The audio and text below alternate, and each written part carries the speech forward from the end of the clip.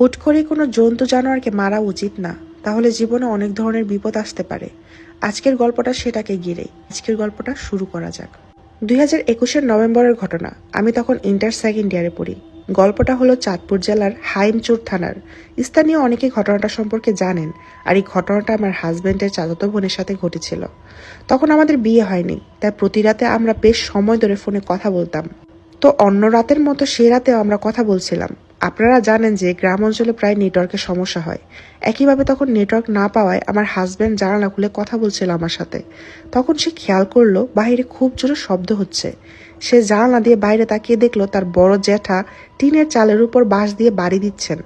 আমার হাজবেন্ড তখন কৌতূহলবশত জিজ্ঞেস করেন, এত রাতে কেন তিনি টিনের চালে শব্দ করছেন।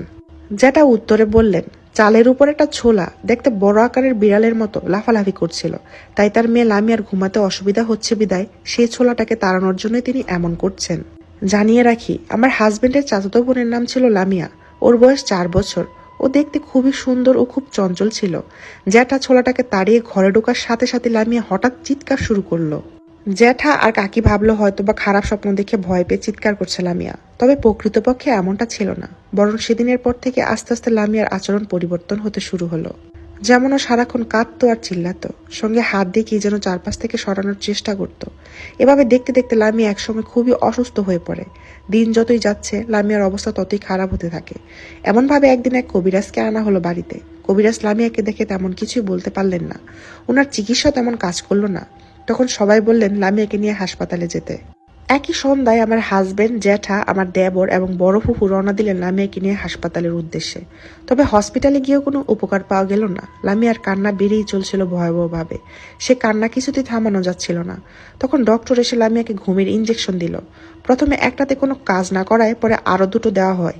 তারপরও লামিয়াকে কোনো মতে থামানো যাচ্ছিল না। তবে যখন ফজরের আজান শুনতে পাওয়া যাচ্ছিল, তখন লামিয়া চুপ হয়ে থেমে যায়। এসবের পর সেই হসপিটাল থেকে সাজেস্ট করা হয় যেন ওকে ঢাকা নিয়ে আরো ভালো হাসপাতালে ভর্তি করা হয়, তবে হয়তো ও সুস্থ হয়ে যাবে। পরিবারের সদস্যরাও সে সিদ্ধান্ত অনুযায়ী লামিয়াকে ঢাকা নিয়ে যায়। অবশ্য ঢাকা আরো ভালো হসপিটালে গিয়েও কোনো কাজ হয়নি। সেখানে লামিয়াকে আইসিইউতে 4 দিন রাখা হলেও ডক্টর কোনো রোগী ওর মাঝে খুঁজে পাচ্ছিল না।